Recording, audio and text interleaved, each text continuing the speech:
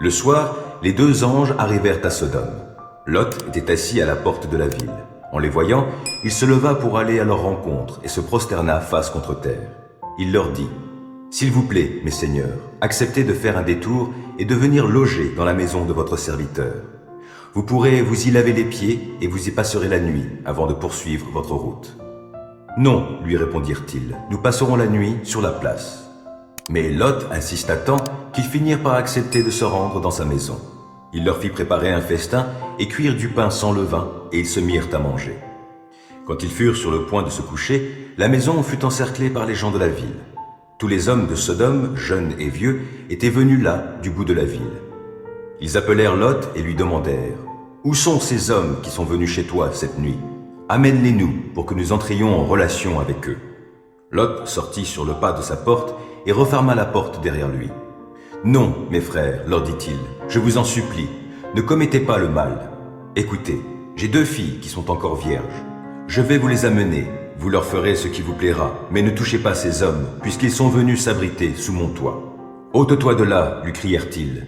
Puis ils ajoutèrent, « Voyez-moi cet individu, il est venu ici comme étranger, et maintenant, il veut jouer au juge. Eh bien, nous t'en ferons voir plus qu'à eux. » Puis ils poussèrent violemment Lot de côté et s'approchèrent de la porte pour l'enfoncer. Mais les 2 hommes venus chez Lot se saisirent de lui, le ramenèrent vers eux à l'intérieur de la maison et refermèrent la porte. Ils frappèrent d'aveuglement les gens massés à l'entrée de la maison, jeunes et vieux, de sorte qu'ils n'arrivaient plus à trouver la porte. Alors les 2 hommes dirent à Lot, « Qui as-tu encore de ta parenté dans cette ville ? Des gendres, des fils et des filles ? Qui que ce soit, fais-les sortir de là.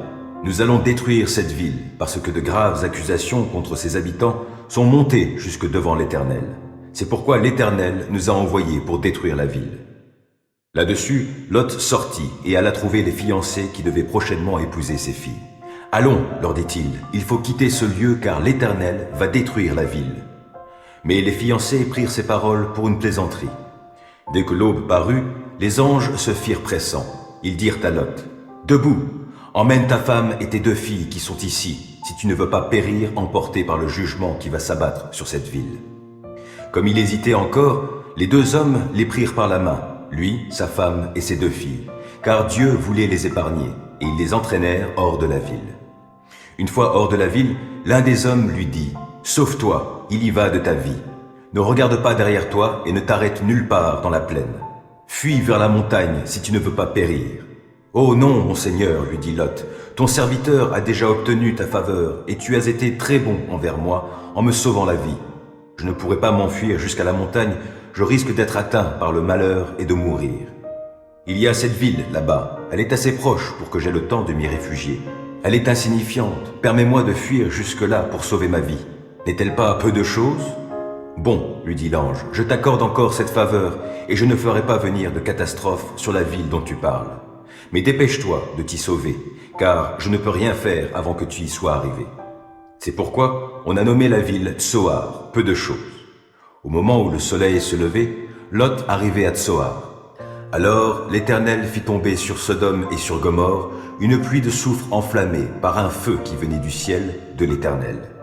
Il fit venir une catastrophe sur ces villes ainsi que sur toute la région. Toute la population de ces villes périt, ainsi que la végétation. La femme de Lot regarda derrière elle et fut changée en une statue de sel. Abraham se rendit de bon matin à l'endroit où il s'était tenu en présence de l'Éternel.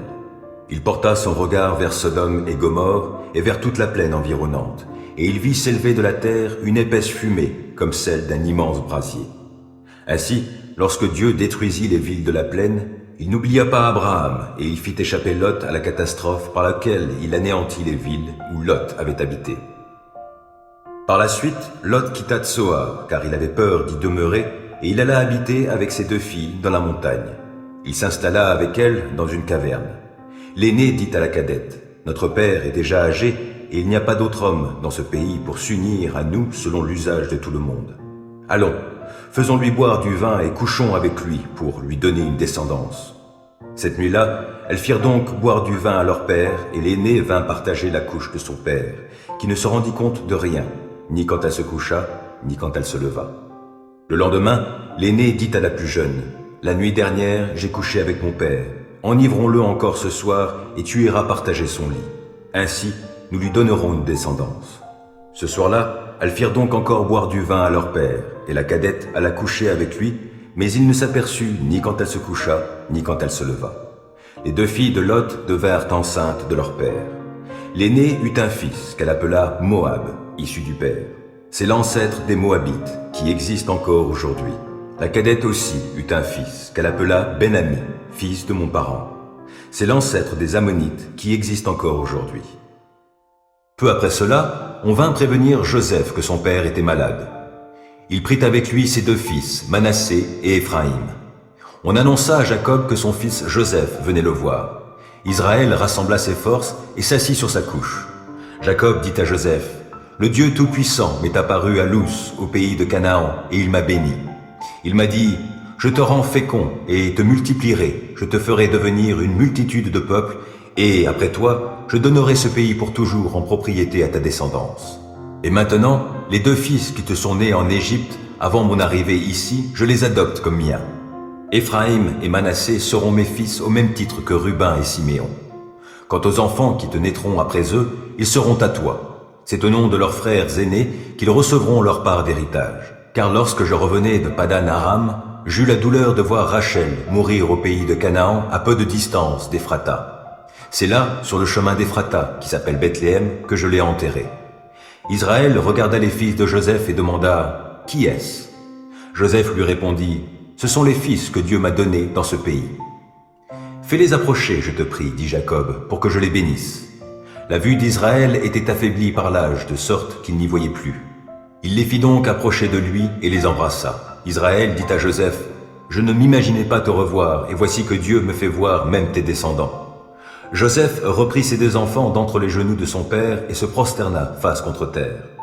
Puis il les prit tous les deux, Éphraïm à sa droite, donc à gauche d'Israël, et Manassé à sa gauche, donc à la droite de son père, et les fit approcher de lui. Mais Israël tendit la main droite et la posa sur la tête d'Éphraïm, qui était le plus jeune, et sa main gauche sur la tête de Manassé. Il croisa donc ses mains, bien que Manassé fût l'aîné. Il bénit Joseph et dit, « Que ces garçons soient bénis par le Dieu devant qui ont vécu mes pères Abraham et Isaac, le Dieu qui a pris soin de moi depuis que j'existe et jusqu'à ce jour, l'ange qui m'a délivré de tout mal. Qu'il perpétue mon nom et celui de mes pères Abraham et Isaac. Qu'ils aient beaucoup d'enfants partout dans le pays. » Joseph remarqua que son père avait posé sa main droite sur la tête d'Éphraïm. Cela lui déplut, et il prit la main de son père pour la faire passer de la tête d'Éphraïm sur celle de Manassé. Il dit à son père, « Pas ainsi, mon père, c'est celui-là, l'aîné. Mets donc ta main droite sur sa tête. » Mais son père refusa et dit, « Je sais, mon fils, je sais. Celui-là aussi deviendra un peuple, lui aussi sera grand. Pourtant son frère cadet sera plus grand que lui, et sa descendance formera plusieurs peuples. » Ce jour-là, il les bénit ainsi. Le peuple d'Israël vous nommera dans ses bénédictions en disant « Que Dieu te rende semblable à Éphraïm et à Manassé. » Ainsi il plaça Éphraïm avant Manassé. Puis Israël dit à Joseph « Je vais bientôt mourir. Dieu sera avec vous et vous fera retourner au pays de vos ancêtres. Quant à moi, je te donne une part de plus qu'à tes frères. Sichem, que j'ai conquise sur les Amoréens avec mon épée et mon arc. » Le roi Nabuchodonosor fit faire une statue d'or de 30 mètres de haut et de 3 mètres de large. Il la fit ériger dans la plaine de Doura, dans la province de Babylone. Puis il convoqua les satrapes, les préfets, les gouverneurs, les conseillers, les trésoriers, les juristes, les magistrats et tous les dirigeants des provinces pour l'inauguration de la statue qu'il avait fait dresser. Alors les satrapes, les préfets, les gouverneurs, les conseillers, les trésoriers, les juristes, les magistrats et tous les dirigeants des provinces s'assemblèrent pour l'inauguration de la statue que le roi Nabuchodonosor avait érigée. Ils se tinrent debout face à la statue élevée par le roi. Un héros proclama à voix forte « À vous, hommes de tout peuple, nations et langues, on vous fait savoir qu'au moment où vous entendrez le son du cor, du fifre, de la cithare, de la lyre, de la harpe, de la double flûte et de toutes sortes d'instruments de musique, vous vous prosternerez devant la statue d'or que le roi Nabuchodonosor a fait ériger, et vous l'adorerez. Celui qui refusera de se prosterner devant elle et de l'adorer sera jeté aussitôt dans la fournaise où brûle un feu ardent. » C'est pourquoi, au moment où tous les gens entendirent le son du cor, du fifre, de la cithare, de la lyre, de la harpe et de toutes sortes d'instruments de musique, ces hommes de tout peuple, de toute nation et de toute langue se prosternèrent et adorèrent la statue d'or que le roi Nabuchodonosor avait fait ériger. Sur ces entrefaites, certains astrologues vinrent porter des accusations contre les Juifs. Ils s'adressèrent au roi Nabuchodonosor et lui dirent « Que le roi vive éternellement, ô roi ! Sa Majesté a promulgué un édit ordonnant que tout homme se prosterne et adore la statue d'or dès qu'il entendrait le son du cor, du fifre, de la cithare, de la lyre, de la harpe, de la double flûte et de toutes sortes d'instruments de musique. Cet édit précise que quiconque refusera de se prosterner et d'adorer la statue sera jeté dans la fournaise où brûle un feu ardent. Or, il y a des hommes de Juda auxquels tu as confié l'administration de la province de Babylone, à savoir Shadrach, Meshach et Abednego. Ces hommes-là ne t'ont pas obéi, ô roi. Ils n'adorent pas tes dieux et ne se prosternent pas devant la statue d'or que tu as fait ériger. Alors Nabuchodonosor s'irrita et entra dans une grande colère.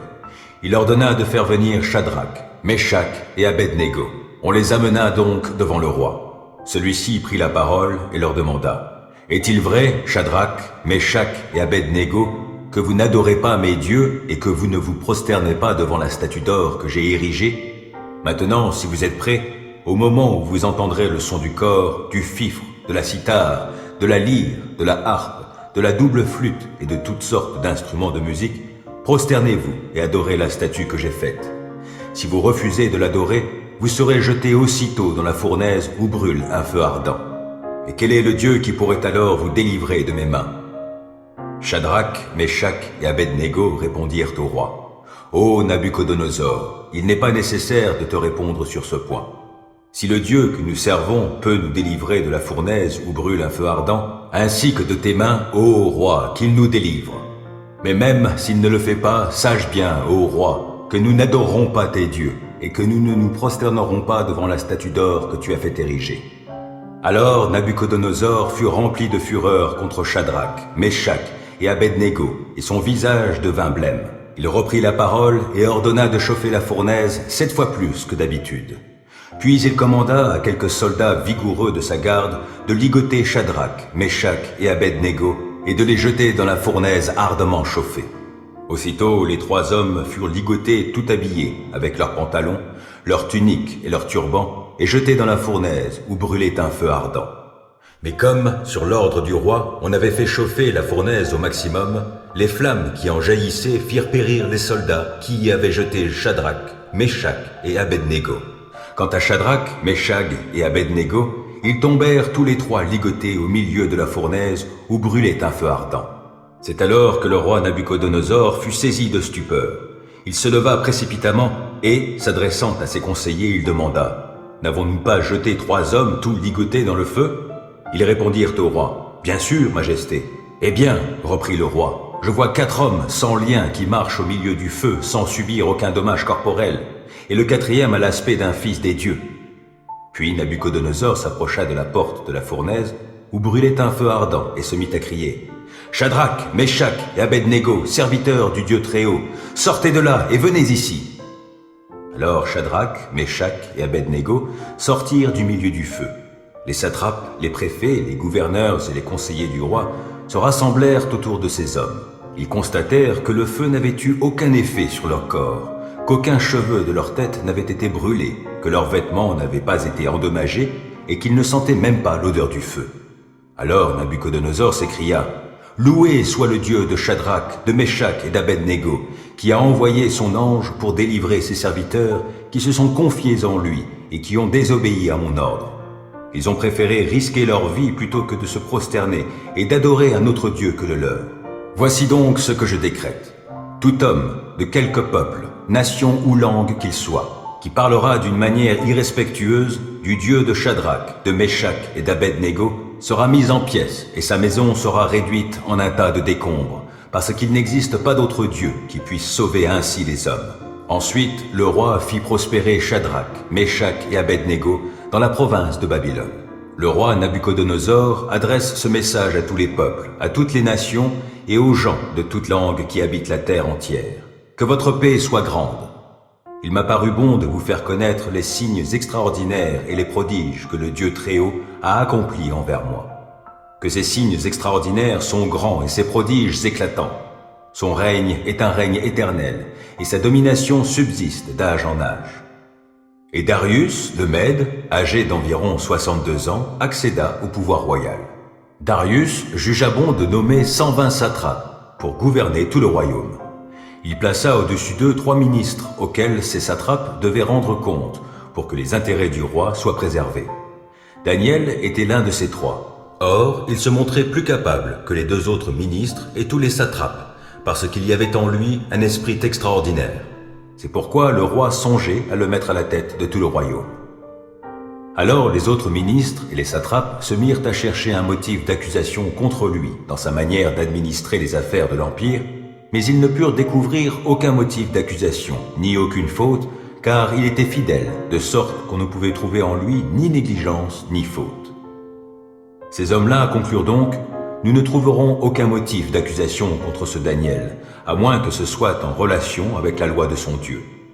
Alors ces ministres et ces satrapes se précipitèrent chez le roi et lui parlèrent ainsi: que le roi Darius vive éternellement. Tous les ministres du royaume, les préfets et les satrapes, les conseillers et les gouverneurs, réunis en conseil, ont décidé qu'il fallait publier un édit royal pour mettre en vigueur une interdiction stricte. Selon cet édit, quiconque, pendant les 30 jours qui suivent, adressera une prière à quelque dieu ou quelque homme que ce soit, si ce n'est à toi, Majesté, sera jeté dans la fosse aux lions. Maintenant, Majesté, établis cette interdiction et signe le décret afin qu'il soit irrévocable, conformément à la loi des Mèdes et des Perses qui est immuable. Là-dessus, le roi Darius signa le décret portant l'interdiction. Quand Daniel apprit que ce décret avait été signé, il entra dans sa maison. Les fenêtres de sa chambre haute étant ouvertes en direction de Jérusalem, 3 fois par jour, il se mettait à genoux pour prier et louer son Dieu. Il continua à le faire comme auparavant. Alors ces hommes firent irruption chez lui et le surprirent en train d'invoquer et d'implorer son Dieu.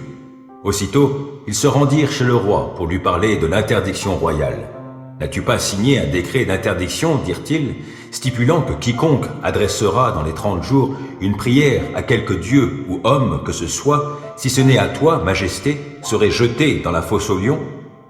Le roi répondit: « Il en est bien ainsi, conformément à la loi des Mèdes et des Perses qui est immuable. » « Eh bien, reprirent-ils devant le roi, Daniel, l'un des déportés de Juda, ne fait aucun cas de toi, Majesté, car il n'a pas respecté l'interdiction que tu as signée.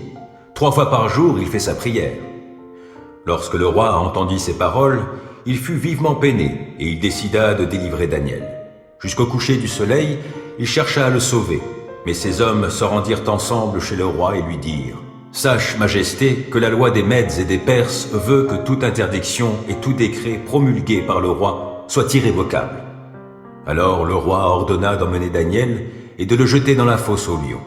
Il s'adressa à Daniel et lui dit: « Puisse ton Dieu, que tu sers avec tant de persévérance, te délivrer lui-même. » On apporta une grosse pierre et on la mit devant l'entrée de la fosse. Le roi y apposa son sceau avec son anneau et ceux des hauts dignitaires, afin que rien ne puisse être changé aux dispositions prises à l'égard de Daniel. Après cela, le roi rentra dans son palais. Il passa la nuit sans manger et refusa tout divertissement, et il ne parvint pas à trouver le sommeil. Dès le point du jour, le roi se leva et se rendit en toute hâte à la fosse aux lions. Comme il s'en approchait, il appela Daniel d'une voix angoissée. « Daniel, serviteur du Dieu vivant, cria-t-il, ton Dieu que tu sers avec tant de persévérance a-t-il pu te délivrer des lions ?» Alors Daniel répondit au roi: « Ô Majesté, vis éternellement.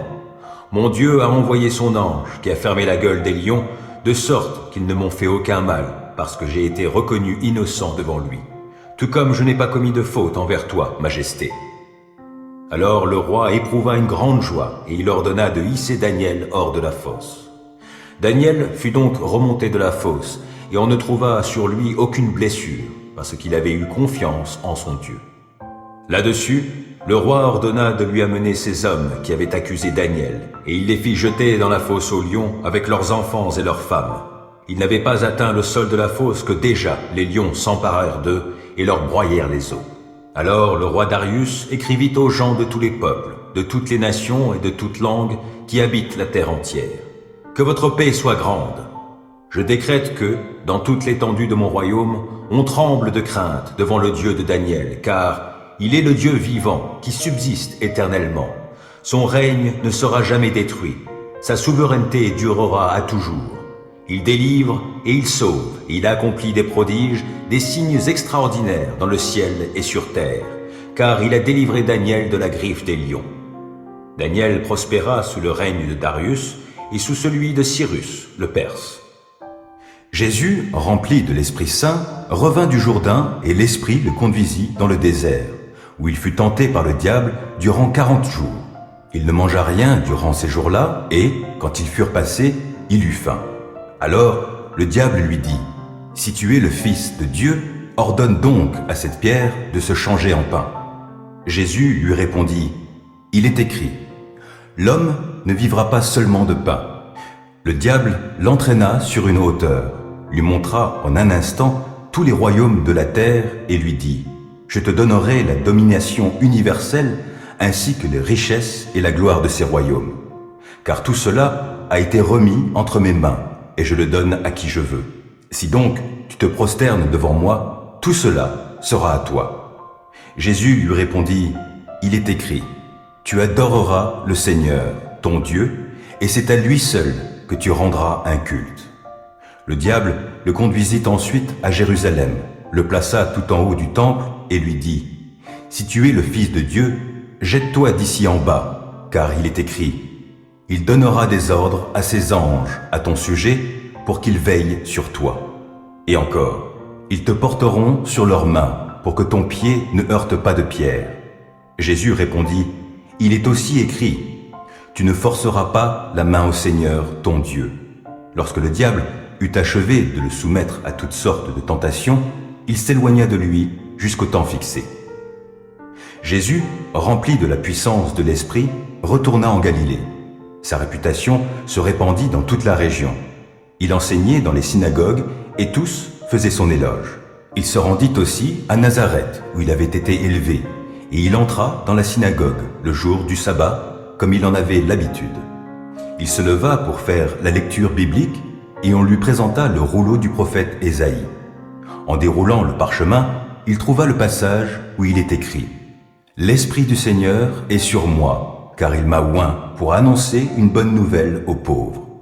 Il m'a envoyé pour annoncer aux captifs la délivrance, aux aveugles le recouvrement de la vue, pour apporter la liberté aux opprimés et proclamer une année de faveur accordée par le Seigneur. » Il roula le livre, le rendit au servant et s'assit. Dans la synagogue, tous les yeux étaient braqués sur lui. « Aujourd'hui même, commença-t-il, pour vous qui l'entendez, cette prophétie de l'Écriture est devenue réalité. » Aucun de ses auditeurs ne restait indifférent. Les paroles de grâce qu'il prononçait les étonnaient beaucoup. Aussi disait-il, n'est-il pas le fils de Joseph? Alors il leur dit, vous ne manquerez pas de m'appliquer ce dicton. Médecin, guéris-toi toi-même, et vous me direz, on nous a parlé de ce que tu as accompli à Capernaum. Fais-en donc autant ici, dans ta propre ville. Et il ajouta, vraiment, je vous l'assure, aucun prophète n'est bien accueilli dans sa patrie. Voici la vérité, je vous le déclare. Il y avait beaucoup de veuves en Israël à l'époque d'Élie, quand, pendant 3 ans et demi, il n'y a pas eu de pluie et qu'une grande famine a sévi dans tout le pays. Or, Élie n'a été envoyé vers aucune d'entre elles, mais vers une veuve qui vivait à Sarepta, dans le pays de Sidon. Il y avait aussi beaucoup de lépreux en Israël au temps du prophète Élisée. Et pourtant, aucun d'eux n'a été guéri. C'est le Syrien Naaman qui l'a été. En entendant ces paroles, tous ceux qui étaient dans la synagogue se mirent en colère. Ils se levèrent, firent sortir Jésus de la ville et le menèrent jusqu'au sommet de la montagne sur laquelle elle était bâtie, afin de le précipiter dans le vide. Mais il passa au milieu d'eux et s'en alla. Il se rendit à Capernaum, une autre ville de la Galilée. Il y enseignait les jours de sabbat. Ses auditeurs étaient profondément impressionnés par son enseignement, car il parlait avec autorité. Dans la synagogue se trouvait un homme sous l'emprise d'un esprit mauvais et démoniaque. Il se mit à crier d'une voix puissante, « Ah, Que nous veux-tu, Jésus de Nazareth? Es-tu venu pour nous détruire? Je sais qui tu es. Tu es le Saint envoyé par Dieu. » Mais d'un ton sévère, Jésus lui ordonna « Tais-toi et sors de cet homme. » Le démon jeta l'homme par terre, au milieu des assistants, et sortit de lui, sans lui faire aucun mal. Tous furent saisis de stupeur. Ils se disaient tous, les uns aux autres, « Quelle est cette parole?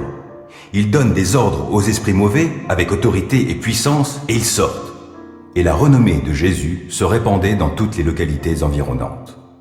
En sortant de la synagogue, il se rendit à la maison de Simon. Or, la belle-mère de Simon souffrait d'une forte fièvre, et l'on demanda à Jésus de faire quelque chose pour elle. Il se pencha sur elle, donna un ordre à la fièvre, et la fièvre la quitta. Alors, elle se leva immédiatement et se mit à les servir. Au coucher du soleil, tous ceux qui avaient chez eux des malades atteints des maux les plus divers les amenèrent à Jésus. Il posa ses mains sur chacun d'eux et les guérit. Des démons sortaient aussi de beaucoup d'entre eux en criant « Tu es le Fils de Dieu !» Mais Jésus les reprenait sévèrement pour les faire taire, car il savait qu'il était le Messie. Dès qu'il fit jour, Jésus sortit de la maison et se rendit dans un lieu désert. Les foules se mirent à sa recherche et, après l'avoir rejoint, voulurent le retenir pour qu'il ne les quitte pas. Mais il leur dit « Je dois aussi annoncer la bonne nouvelle du royaume de Dieu aux autres villes, car c'est pour cela que Dieu m'a envoyé. » Et il prêchait dans les synagogues de la Judée. À ce moment-là, les disciples s'approchèrent de Jésus et lui demandèrent « Qui donc est le plus grand dans le royaume des cieux ?» Alors Jésus appela un petit enfant, le plaça au milieu d'eux et dit « Vraiment, je vous l'assure, si vous ne changez pas et ne devenez pas comme de petits enfants, vous n'entrerez pas dans le royaume des cieux. C'est pourquoi le plus grand dans le royaume des cieux est celui qui s'abaisse comme cet enfant, et celui qui accueille, en mon nom, un enfant comme celui-ci, m'accueille moi-même. Si quelqu'un devait causer la chute de l'un de ces petits qui croient en moi, il vaudrait mieux qu'on lui attache au cou une de ces pierres de meule que font tourner les ânes et qu'on le précipite au fond du lac. Quel malheur pour le monde qu'il y ait tant d'occasions de chute. Il est inévitable qu'il y en ait, mais malheur à celui qui crée de telles occasions. Si ta main ou ton pied cause ta chute, coupe-les et jette-les au loin, car il vaut mieux pour toi entrer dans la vie avec une seule main ou un seul pied que de garder tes deux mains ou tes deux pieds et d'être jeté dans le feu éternel. Si ton œil cause ta chute, arrache-le et jette-le au loin, car il vaut mieux pour toi entrer dans la vie avec un seul œil que de conserver tes deux yeux et d'être jeté dans le feu de l'enfer. Faites attention, ne méprisez pas un seul de ces petits. Je vous l'assure, leurs anges dans le ciel se tiennent constamment en présence de mon Père céleste. Qu'en pensez-vous? Si un homme a 100 brebis et que l'une d'elles s'égare, ne laissera-t-il pas les 99 autres dans la montagne pour aller à la recherche de celle qui s'est égarée? Et s'il réussit à la retrouver, vraiment, je vous l'assure, cette brebis lui causera plus de joie que les 99 autres qui ne s'étaient pas égarés. Il en est de même pour votre Père céleste. Il ne veut pas qu'un seul de ses petits se perde. Si ton frère s'est rendu coupable à ton égard, va le trouver en tête-à-tête et convainc-le de sa faute. S'il t'écoute, tu auras gagné ton frère. S'il ne t'écoute pas, prends avec toi une ou deux autres personnes pour que toute affaire se règle sur les déclarations de 2 ou 3 témoins. S'il refuse de les écouter, dis-le à l'Église. S'il refuse aussi d'écouter l'Église, considère-le comme un païen et un collecteur d'impôts. Vraiment, je vous l'assure, tout ce que vous interdirez sur la terre sera interdit aux yeux de Dieu, et tout ce que vous autoriserez sur la terre sera autorisé aux yeux de Dieu. J'ajoute que si 2 d'entre vous se mettent d'accord ici-bas au sujet d'un problème pour l'exposer à mon Père céleste, il les exaucera. Car là où 2 ou 3 sont ensemble en mon nom, je suis présent au milieu d'eux. Alors Pierre s'approcha de Jésus et lui demanda « Seigneur, si mon frère se rend coupable à mon égard, combien de fois devrais-je lui pardonner? Irai-je jusqu'à 7 fois? Non, lui répondit Jésus. Je ne te dis pas d'aller jusqu'à 7 fois, mais jusqu'à 70 fois 7 fois. En effet, il en est du royaume des cieux comme d'un roi qui voulut régler ses comptes avec ses serviteurs. Lorsqu'il commença à compter, on lui en présenta un qui lui devait 60 millions de pièces d'argent. Comme ce serviteur n'avait pas de quoi rembourser ce qu'il devait, son maître ordonna de le vendre comme esclave avec sa femme et ses enfants, ainsi que tous ses biens pour rembourser sa dette. Le serviteur se jeta alors aux pieds du roi et, se prosternant devant lui, supplia « Sois patient envers moi, et je te rembourserai tout. » Pris de pitié pour lui, son maître le renvoya libre, après lui avoir remis toute sa dette. À peine sorti, ce serviteur rencontra un de ses compagnons de service qui lui devait 100 pièces d'argent. Il le saisit à la gorge en criant « Paie-moi ce que tu me dois !» Son compagnon se jeta à ses pieds et le supplia « Sois patiente envers moi, lui dit-il, et je te rembourserai tout. » Mais l'autre ne voulut rien entendre. Bien plus, il alla le faire jeter en prison en attendant qu'il ait payé tout ce qu'il lui devait. D'autres compagnons de service, témoins de ce qui s'était passé, en furent profondément attristés et allèrent rapporter toute l'affaire à leur maître. Alors celui-ci fit convoquer le serviteur qui avait agi de la sorte. « Serviteur mauvais, lui dit-il, tout ce que tu me devais, je te l'avais remis parce que tu m'en avais supplié. Ne devais-tu pas, toi aussi, avoir pitié de ton compagnon, comme j'ai eu pitié de toi ?» Et dans sa colère, son maître le livra au bourreau jusqu'à ce qu'il ait remboursé toute sa dette. Voilà comment mon Père céleste vous traitera, vous aussi, si chacun de vous ne pardonne pas du fond du cœur à son frère. Qui s'abrite auprès du Très-Haut repose sous la protection du Tout-Puissant. Je dis à l'Éternel, tu es mon refuge et ma forteresse, mon Dieu en qui je me confie. C'est lui qui te délivre du filet de l'oiseleur et de la peste qui fait des ravages. Il te couvre sous son plumage, tu es en sécurité sous son aile, sa fidélité te protège comme un grand bouclier. Tu n'as donc pas à craindre les terreurs de la nuit, ni les flèches qui volent dans la journée, ou bien la peste qui rôde dans l'obscurité, ou encore le coup fatal qui frappe à l'heure de midi.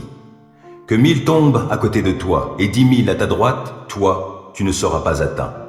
Il te suffira de regarder de tes yeux pour constater la rétribution des méchants. Oui, tu es mon refuge, ô Éternel. Si toi, tu fais du Très-Haut ton abri, aucun malheur ne t'atteindra, nulle calamité n'approchera de ta demeure. Car à ses anges, il donnera des ordres à ton sujet pour qu'ils te protègent sur tes chemins. Ils te porteront sur leurs mains de peur que ton pied ne heurte une pierre. Tu pourras marcher sur le lion et la vipère et piétiner le jeune lion et le serpent. Oui, celui qui m'est attaché, je le délivrerai, et je protégerai celui qui entretient une relation avec moi. Lui, il m'invoquera, et je lui répondrai. Je serai avec lui au jour de la détresse, je le délivrerai et je l'honorerai. Je le comblerai d'une longue vie et lui ferai expérimenter mon salut. Je bénirai l'Éternel en tout temps et à jamais, mes lèvres le loueront. Mon sujet de fierté, c'est l'Éternel. Que les humbles l'entendent et qu'ils se réjouissent. Venez proclamer avec moi que l'Éternel est grand. Exaltons-le ensemble.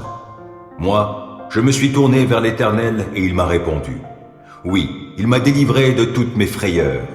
Qui regarde vers lui est rayonnant de joie et son visage n'aura pas à rougir de honte. Un malheureux a appelé et l'Éternel a entendu, car il l'a délivré de toutes ses détresses. L'ange de l'Éternel campe autour de ceux qui le craignent et les délivre. Goûtez et constatez que l'Éternel est bon. Oui, heureux l'homme qui trouve son refuge en lui. Craignez donc l'Éternel, vous, membres de son peuple saint, car pour ceux qui le craignent, il n'y a pas de manque. Le lion peut connaître la disette et la faim, mais pour ceux qui se tournent vers l'Éternel, il ne manquera aucun bien. Venez, mes fils, écoutez-moi, et je vous apprendrai à craindre l'Éternel. Qui désire une longue vie? Qui souhaite vivre de nombreux jours pour goûter au bonheur? Qu'il veille sur sa langue pour ne faire aucun mal, qu'aucun propos menteur ne passe sur ses lèvres. Détourne-toi du mal et fais ce qui est bien, cherche la paix avec ténacité. Les yeux de l'Éternel se tournent vers les justes, son oreille est tendue pour écouter leurs cris. Mais l'Éternel s'oppose à ceux qui font le mal, pour ôter de la terre jusqu'à leur souvenir.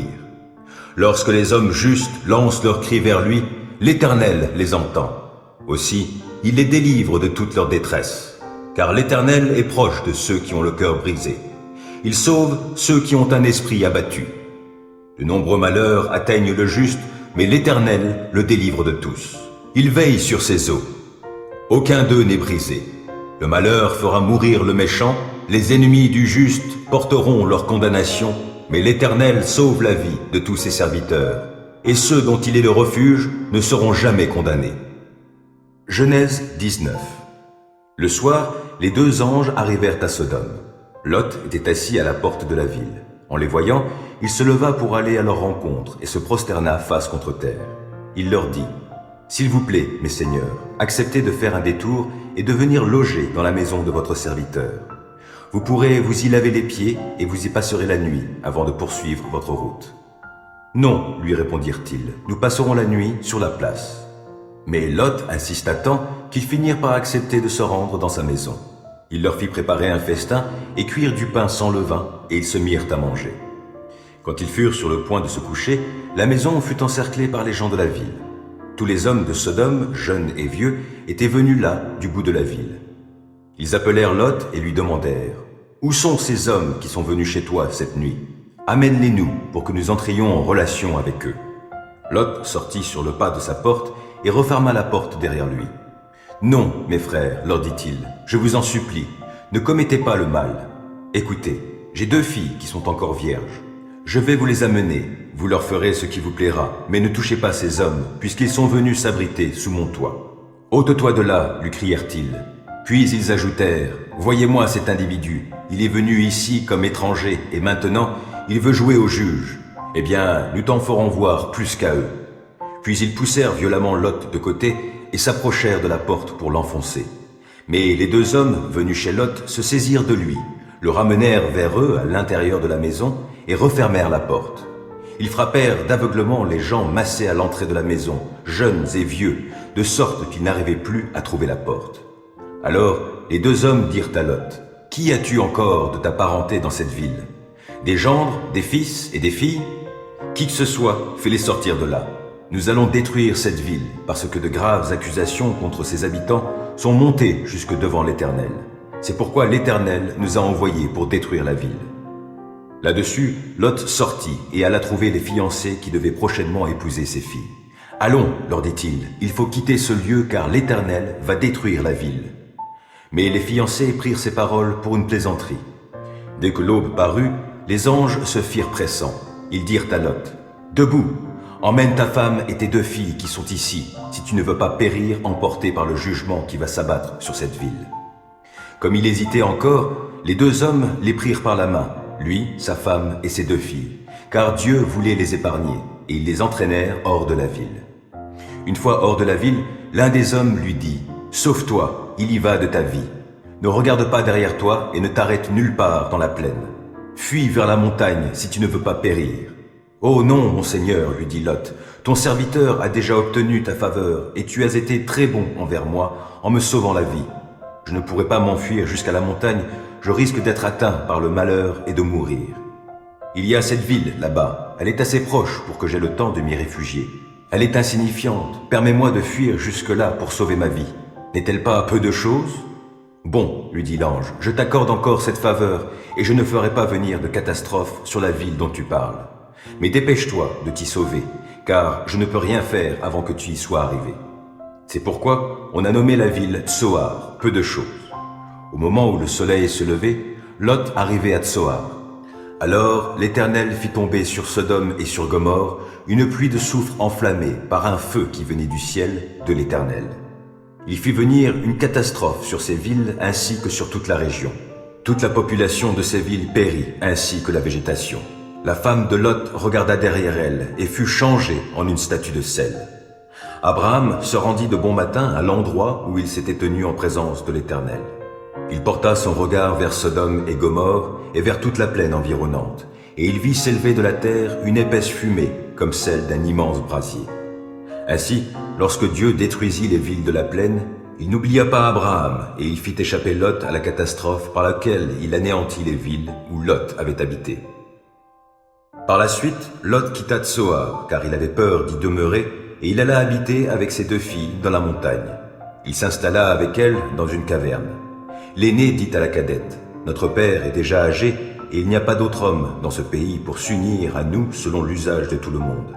Allons, faisons-lui boire du vin et couchons avec lui pour lui donner une descendance. » Cette nuit-là, elles firent donc boire du vin à leur père, et l'aînée vint partager la couche de son père, qui ne se rendit compte de rien, ni quand elle se coucha, ni quand elle se leva. Le lendemain, l'aînée dit à la plus jeune, « La nuit dernière, j'ai couché avec mon père. Enivrons-le encore ce soir, et tu iras partager son lit. Ainsi, nous lui donnerons une descendance. » Ce soir-là, elles firent donc encore boire du vin à leur père, et la cadette alla coucher avec lui, mais il ne s'aperçut ni quand elle se coucha, ni quand elle se leva. Les 2 filles de Lot devinrent enceintes de leur père. L'aînée eut un fils qu'elle appela Moab, issu du père. C'est l'ancêtre des Moabites, qui existent encore aujourd'hui. La cadette aussi eut un fils qu'elle appela Ben-Ami, fils de mon parent. C'est l'ancêtre des Ammonites, qui existent encore aujourd'hui. Genèse 48. Peu après cela, on vint prévenir Joseph que son père était malade. Il prit avec lui ses 2 fils, Manassé et Éphraïm. On annonça à Jacob que son fils Joseph venait le voir. Israël rassembla ses forces et s'assit sur sa couche. Jacob dit à Joseph, « Le Dieu Tout-Puissant m'est apparu à Luz, au pays de Canaan, et il m'a béni. Il m'a dit, « Je te rends fécond et te multiplierai, je te ferai devenir une multitude de peuples, et après toi, je donnerai ce pays pour toujours en propriété à ta descendance. Et maintenant, les 2 fils qui te sont nés en Égypte, avant mon arrivée ici, je les adopte comme miens. Éphraïm et Manassé seront mes fils au même titre que Ruben et Siméon. Quant aux enfants qui te naîtront après eux, ils seront à toi. C'est au nom de leurs frères aînés qu'ils recevront leur part d'héritage. Car lorsque je revenais de Padan Aram, j'eus la douleur de voir Rachel mourir au pays de Canaan à peu de distance d'Éphrata. C'est là, sur le chemin d'Éphrata, qui s'appelle Bethléem, que je l'ai enterrée. Israël regarda les fils de Joseph et demanda, « Qui est-ce » Joseph lui répondit, « Ce sont les fils que Dieu m'a donnés dans ce pays. » « Fais-les approcher, je te prie, dit Jacob, pour que je les bénisse. » La vue d'Israël était affaiblie par l'âge, de sorte qu'il n'y voyait plus. Il les fit donc approcher de lui et les embrassa. Israël dit à Joseph, « Je ne m'imaginais pas te revoir, et voici que Dieu me fait voir même tes descendants. » Joseph reprit ses 2 enfants d'entre les genoux de son père et se prosterna face contre terre. Puis il les prit tous les 2, Éphraïm à sa droite, donc à gauche d'Israël, et Manassé à sa gauche, donc à la droite de son père, et les fit approcher de lui. Mais Israël tendit la main droite et la posa sur la tête d'Éphraïm, qui était le plus jeune, et sa main gauche sur la tête de Manassé. Il croisa donc ses mains, bien que Manassé fût l'aîné. Il bénit Joseph et dit, « Que ces garçons soient bénis par le Dieu devant qui ont vécu mes pères Abraham et Isaac, le Dieu qui a pris soin de moi depuis que j'existe et jusqu'à ce jour, l'ange qui m'a délivré de tout mal. Qu'il perpétue mon nom et celui de mes pères Abraham et Isaac. Qu'ils aient beaucoup d'enfants partout dans le pays. » Joseph remarqua que son père avait posé sa main droite sur la tête d'Éphraïm. Cela lui déplut, et il prit la main de son père pour la faire passer de la tête d'Éphraïm sur celle de Manassé. Il dit à son père, « Pas ainsi, mon père, c'est celui-là l'aîné. Mets donc ta main droite sur sa tête. » Mais son père refusa et dit, « Je sais, mon fils, je sais. Celui-là aussi deviendra un peuple, lui aussi sera grand. Pourtant son frère cadet sera plus grand que lui, et sa descendance formera plusieurs peuples. » Ce jour-là, il les bénit ainsi. « Le peuple d'Israël vous nommera dans ses bénédictions en disant, « Que Dieu te rende semblable à Éphraïm et à Manassé. » Ainsi il plaça Éphraïm avant Manassé. Puis Israël dit à Joseph, « Je vais bientôt mourir. Dieu sera avec vous et vous fera retourner au pays de vos ancêtres. Quant à moi, je te donne une part de plus qu'à tes frères. Sichem, que j'ai conquise sur les Amoréens avec mon épée et mon arc. » Daniel 3.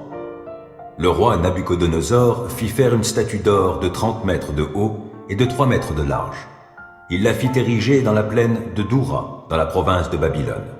Puis il convoqua les satrapes, les préfets, les gouverneurs, les conseillers, les trésoriers, les juristes, les magistrats et tous les dirigeants des provinces pour l'inauguration de la statue qu'il avait fait dresser.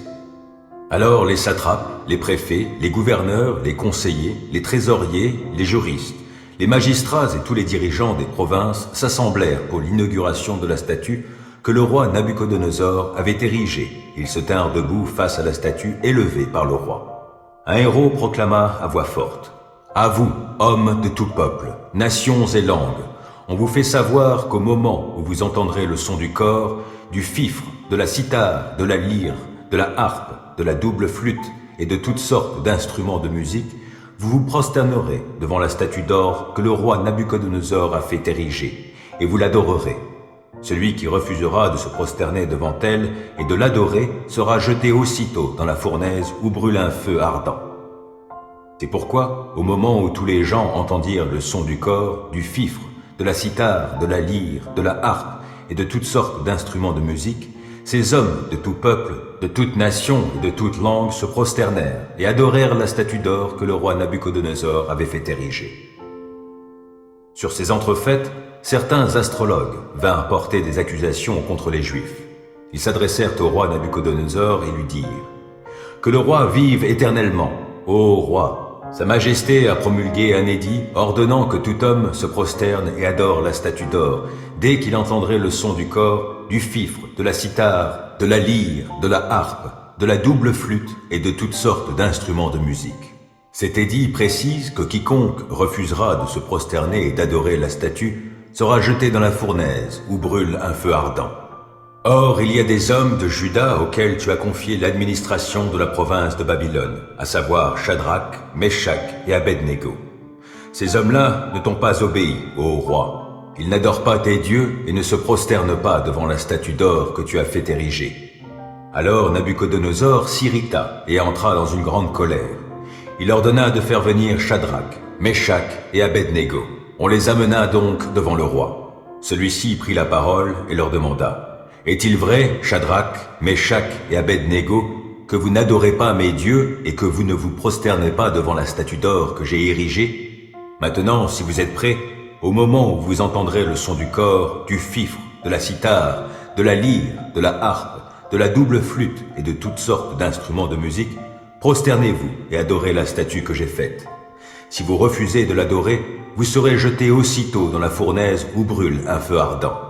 Et quel est le Dieu qui pourrait alors vous délivrer de mes mains? » Shadrach, Meshach et Abednego répondirent au roi: « Ô Nabuchodonosor, il n'est pas nécessaire de te répondre sur ce point. Si le Dieu que nous servons peut nous délivrer de la fournaise où brûle un feu ardent, ainsi que de tes mains, ô roi, qu'il nous délivre. Mais même s'il ne le fait pas, sache bien, ô roi, que nous n'adorerons pas tes dieux et que nous ne nous prosternerons pas devant la statue d'or que tu as fait ériger. » Alors Nabuchodonosor fut rempli de fureur contre Shadrach, Meshach et Abednego, et son visage devint blême. Il reprit la parole et ordonna de chauffer la fournaise 7 fois plus que d'habitude. Puis il commanda à quelques soldats vigoureux de sa garde de ligoter Shadrach, Meshach et Abednego et de les jeter dans la fournaise ardemment chauffée.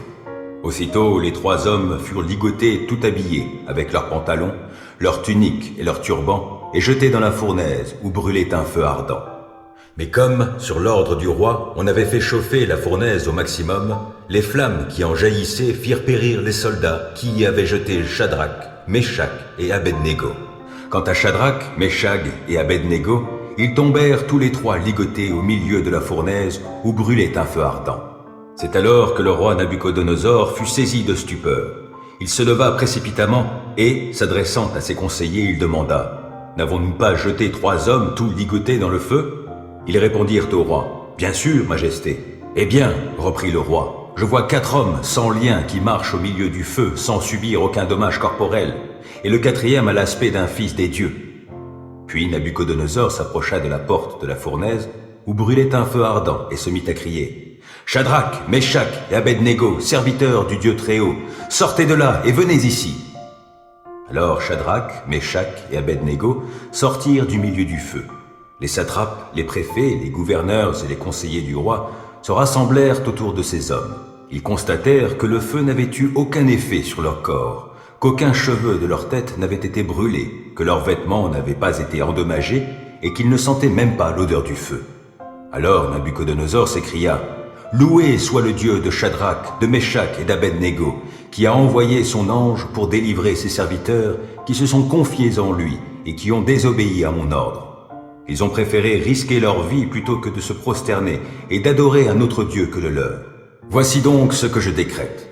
Tout homme, de quelque peuple, nation ou langue qu'il soit, qui parlera d'une manière irrespectueuse du Dieu de Shadrach, de Meshach et d'Abed-Négo, sera mis en pièces et sa maison sera réduite en un tas de décombres, parce qu'il n'existe pas d'autre Dieu qui puisse sauver ainsi les hommes. Ensuite, le roi fit prospérer Shadrach, Meshach et Abed-Négo dans la province de Babylone. Le roi Nabuchodonosor adresse ce message à tous les peuples, à toutes les nations et aux gens de toute langue qui habitent la terre entière. Que votre paix soit grande. Il m'a paru bon de vous faire connaître les signes extraordinaires et les prodiges que le Dieu Très-Haut a accomplis envers moi. Que ces signes extraordinaires sont grands et ces prodiges éclatants. Son règne est un règne éternel et sa domination subsiste d'âge en âge. Daniel 6. Et Darius, le Mède, âgé d'environ 62 ans, accéda au pouvoir royal. Darius jugea bon de nommer 120 satrapes pour gouverner tout le royaume. Il plaça au-dessus d'eux 3 ministres auxquels ces satrapes devaient rendre compte pour que les intérêts du roi soient préservés. Daniel était l'un de ces 3. Or, il se montrait plus capable que les 2 autres ministres et tous les satrapes, parce qu'il y avait en lui un esprit extraordinaire. C'est pourquoi le roi songeait à le mettre à la tête de tout le royaume. Alors les autres ministres et les satrapes se mirent à chercher un motif d'accusation contre lui dans sa manière d'administrer les affaires de l'Empire, mais ils ne purent découvrir aucun motif d'accusation, ni aucune faute, car il était fidèle, de sorte qu'on ne pouvait trouver en lui ni négligence ni faute. Ces hommes-là conclurent donc: nous ne trouverons aucun motif d'accusation contre ce Daniel, à moins que ce soit en relation avec la loi de son Dieu.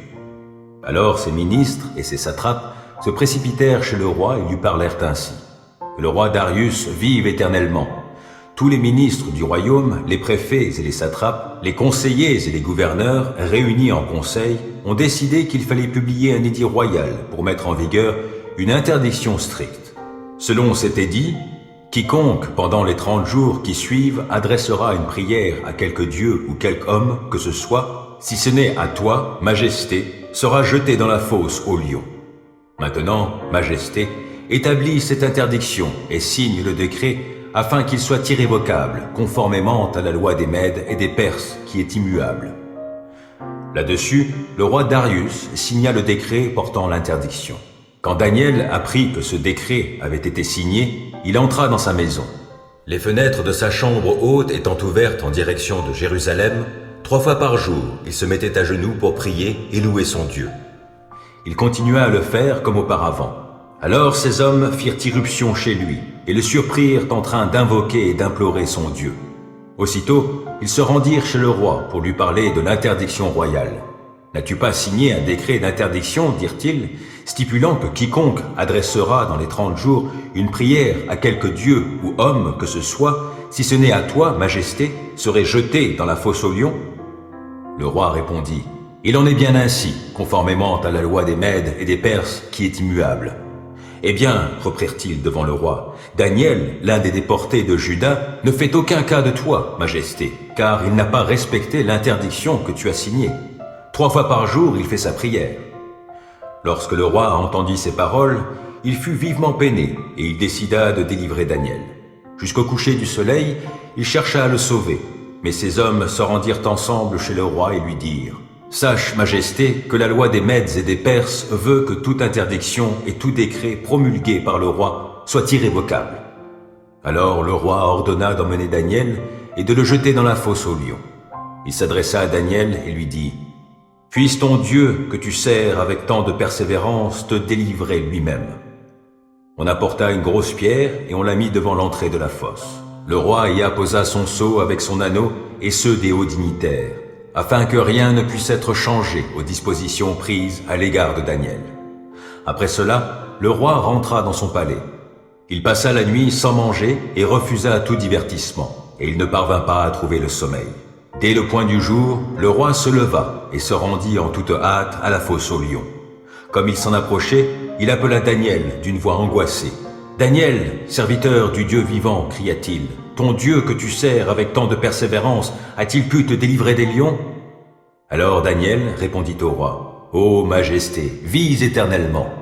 Mon Dieu a envoyé son ange qui a fermé la gueule des lions, de sorte qu'ils ne m'ont fait aucun mal, parce que j'ai été reconnu innocent devant lui, tout comme je n'ai pas commis de faute envers toi, Majesté. » Alors le roi éprouva une grande joie, et il ordonna de hisser Daniel hors de la fosse.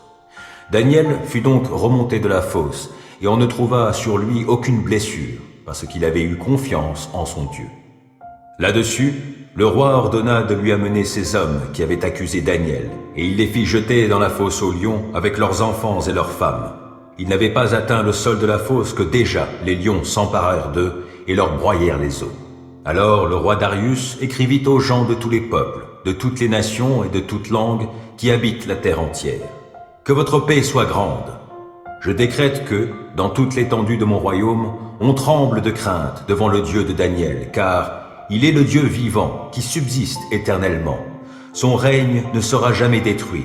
Sa souveraineté durera à toujours. Il délivre et il sauve. Et il accomplit des prodiges, des signes extraordinaires dans le ciel et sur terre, car il a délivré Daniel de la griffe des lions. Daniel prospéra sous le règne de Darius et sous celui de Cyrus, le Perse. Luc 4. Jésus, rempli de l'Esprit Saint, revint du Jourdain et l'Esprit le conduisit dans le désert, où il fut tenté par le diable durant 40 jours. Il ne mangea rien durant ces jours-là et, quand ils furent passés, il eut faim. Alors, le diable lui dit, « Si tu es le Fils de Dieu, ordonne donc à cette pierre de se changer en pain. » Jésus lui répondit, « Il est écrit, l'homme ne vivra pas seulement de pain. » Le diable l'entraîna sur une hauteur, lui montra en un instant tous les royaumes de la terre et lui dit, « Je te donnerai la domination universelle ainsi que les richesses et la gloire de ces royaumes. Car tout cela a été remis entre mes mains et je le donne à qui je veux. Si donc tu te prosternes devant moi, tout cela sera à toi. » Jésus lui répondit, « Il est écrit, tu adoreras le Seigneur, ton Dieu, et c'est à lui seul que tu rendras un culte. » Le diable le conduisit ensuite à Jérusalem, le plaça tout en haut du temple et lui dit, « Si tu es le Fils de Dieu, jette-toi d'ici en bas, car il est écrit, « Il donnera des ordres à ses anges à ton sujet pour qu'ils veillent sur toi. Et encore, ils te porteront sur leurs mains pour que ton pied ne heurte pas de pierre. » Jésus répondit, « Il est aussi écrit, « Tu ne forceras pas la main au Seigneur, ton Dieu. » Lorsque le diable eut achevé de le soumettre à toutes sortes de tentations, il s'éloigna de lui jusqu'au temps fixé. Jésus, rempli de la puissance de l'Esprit, retourna en Galilée. Sa réputation se répandit dans toute la région. Il enseignait dans les synagogues et tous faisaient son éloge.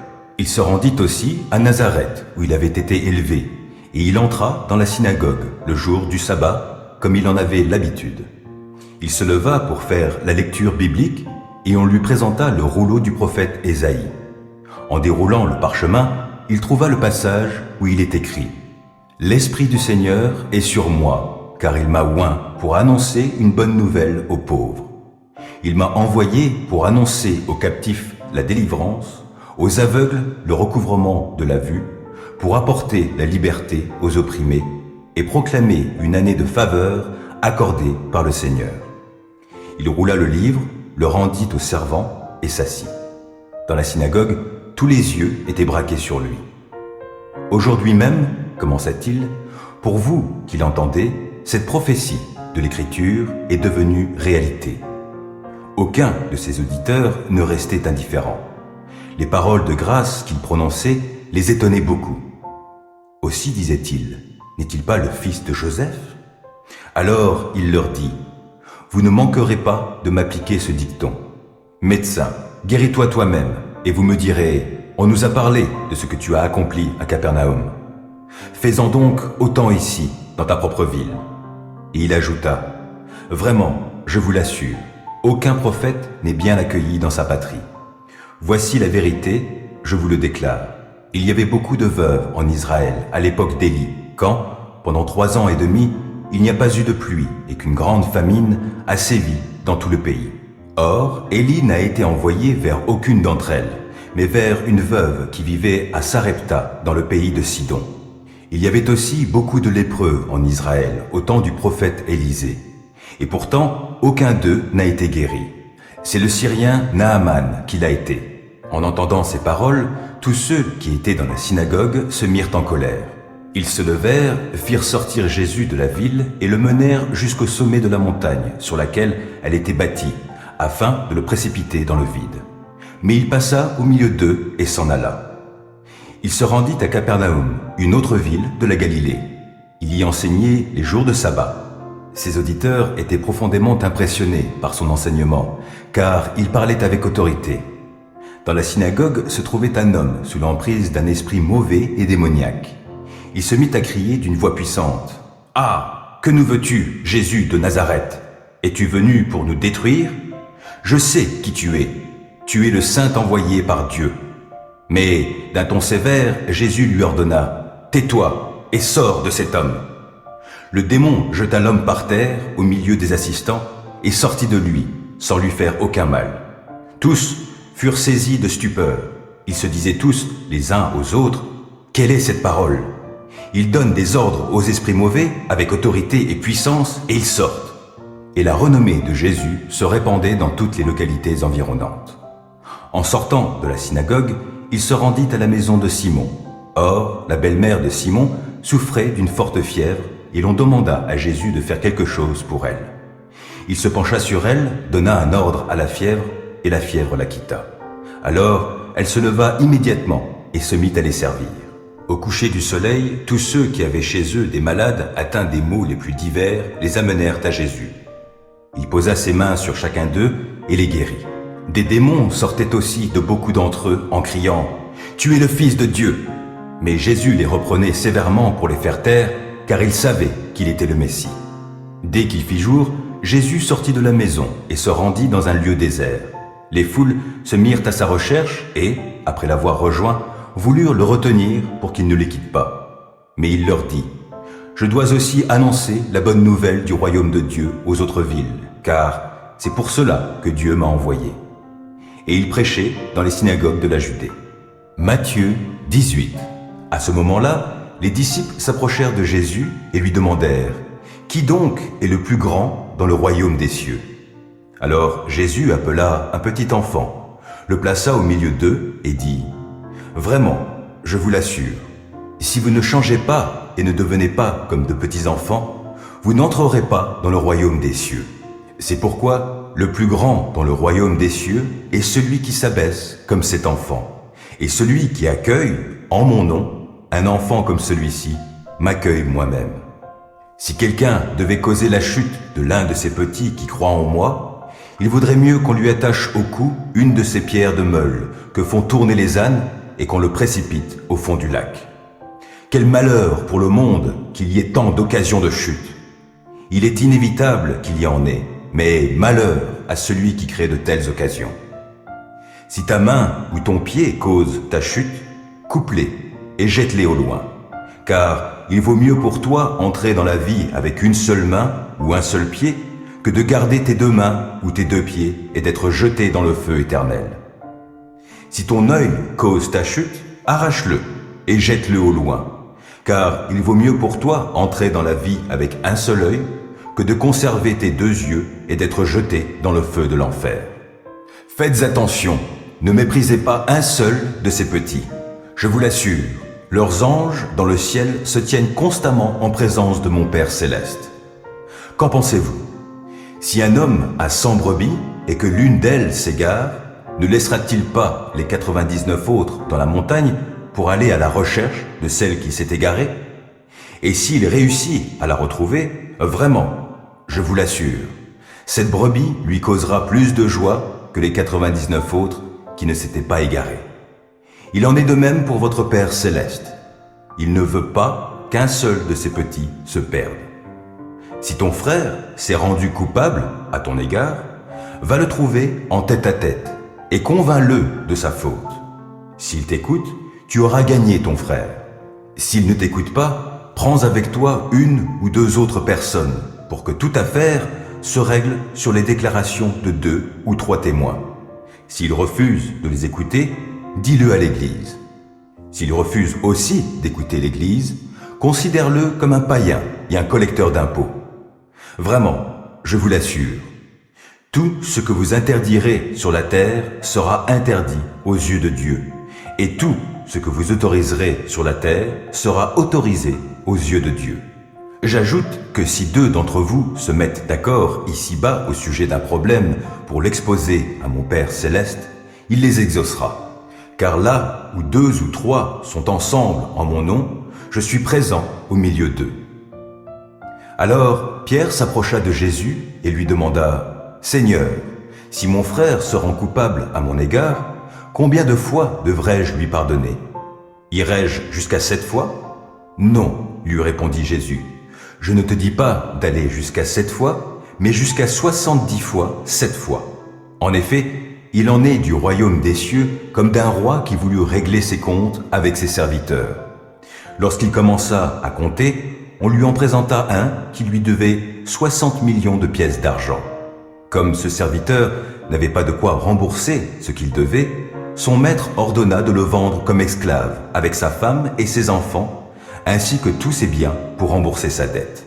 Le serviteur se jeta alors aux pieds du roi et, se prosternant devant lui, supplia « Sois patient envers moi, et je te rembourserai tout. » Pris de pitié pour lui, son maître le renvoya libre, après lui avoir remis toute sa dette. À peine sorti, ce serviteur rencontra un de ses compagnons de service qui lui devait 100 pièces d'argent. Il le saisit à la gorge en criant « Paie-moi ce que tu me dois !» Son compagnon se jeta à ses pieds et le supplia « Sois patiente envers moi, lui dit-il, et je t'en rembourserai tout. » Mais l'autre ne voulut rien entendre. Bien plus, il alla le faire jeter en prison en attendant qu'il ait payé tout ce qu'il lui devait. D'autres compagnons de service, témoins de ce qui s'était passé, en furent profondément attristés et allèrent rapporter toute l'affaire à leur maître. Alors celui-ci fit convoquer le serviteur qui avait agi de la sorte. « Serviteur mauvais, lui dit-il, tout ce que tu me devais, je te l'avais remis parce que tu m'en avais supplié. Ne devais-tu pas, toi aussi, avoir pitié de ton compagnon, comme j'ai eu pitié de toi ?» Et dans sa colère, son maître le livra au bourreau jusqu'à ce qu'il ait remboursé toute sa dette. Voilà comment mon Père céleste vous traitera, vous aussi, si chacun de vous ne pardonne pas du fond du cœur à son frère. Psaume 91. Qui s'abrite auprès du Très-Haut repose sous la protection du Tout-Puissant. Je dis à l'Éternel, tu es mon refuge et ma forteresse, mon Dieu en qui je me confie. C'est lui qui te délivre du filet de l'oiseleur et de la peste qui fait des ravages. Il te couvre sous son plumage, tu es en sécurité sous son aile, sa fidélité te protège comme un grand bouclier. Tu n'as donc pas à craindre les terreurs de la nuit, ni les flèches qui volent dans la journée, ou bien la peste qui rôde dans l'obscurité, ou encore le coup fatal qui frappe à l'heure de midi. Que 1000 tombent à côté de toi et 10 000 à ta droite, toi, tu ne seras pas atteint. Il te suffira de regarder de tes yeux pour constater la rétribution des méchants. Oui, tu es mon refuge, ô Éternel. Si toi, tu fais du Très-Haut ton abri, aucun malheur ne t'atteindra, nulle calamité n'approchera de ta demeure. Car à ses anges, il donnera des ordres à ton sujet pour qu'ils te protègent sur tes chemins. Ils te porteront sur leurs mains de peur que ton pied ne heurte une pierre. Tu pourras marcher sur le lion et la vipère et piétiner le jeune lion et le serpent. Oui, celui qui m'est attaché, je le délivrerai et je protégerai celui qui entretient une relation avec moi. Lui, il m'invoquera et je lui répondrai. Je serai avec lui au jour de la détresse. Je le délivrerai et je l'honorerai. Je le comblerai d'une longue vie et lui ferai expérimenter mon salut. Psaume 34. Je bénirai l'Éternel en tout temps et à jamais, mes lèvres le loueront. Mon sujet de fierté, c'est l'Éternel. Que les humbles l'entendent et qu'ils se réjouissent. Venez proclamer avec moi que l'Éternel est grand. Exaltons-le ensemble. Moi, je me suis tourné vers l'Éternel et il m'a répondu. Oui, il m'a délivré de toutes mes frayeurs. Qui regarde vers lui est rayonnant de joie, et son visage n'aura pas à rougir de honte. Un malheureux a appelé, et l'Éternel a entendu, car il l'a délivré de toutes ses détresses. L'ange de l'Éternel campe autour de ceux qui le craignent et les délivre. Goûtez et constatez que l'Éternel est bon. Oui, heureux l'homme qui trouve son refuge en lui. Craignez donc l'Éternel, vous, membres de son peuple saint, car pour ceux qui le craignent, il n'y a pas de manque. Le lion peut connaître la disette et la faim, mais pour ceux qui se tournent vers l'Éternel, il ne manquera aucun bien. Venez, mes fils, écoutez-moi, et je vous apprendrai à craindre l'Éternel. Qui désire une longue vie? Qui souhaite vivre de nombreux jours pour goûter au bonheur? Qu'il veille sur sa langue pour ne faire aucun mal, qu'aucun propos menteur ne passe sur ses lèvres.